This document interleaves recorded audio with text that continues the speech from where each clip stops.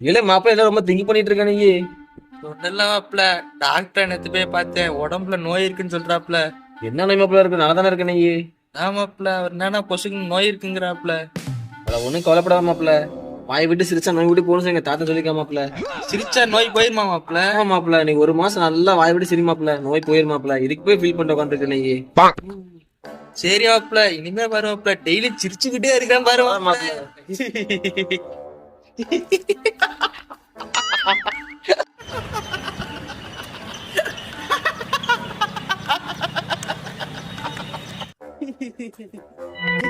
யோய் யாயோ யார் யாவன் மொட்டை சிரிப்பா சிரிச்சிட்டு இருக்கான்?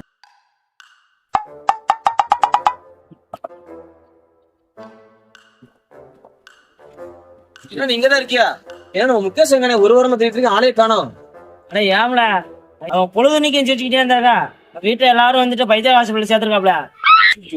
வாய் விட்டு சிரிச்சா நோய் விட்டு போகணும்னு எங்க தாத்தா சொல்லிக்கா மாப்பிள்ள. சிரிச்சா நோய் போயிருமா மாப்பிள? ஆமா மாப்பிள்ள, நீ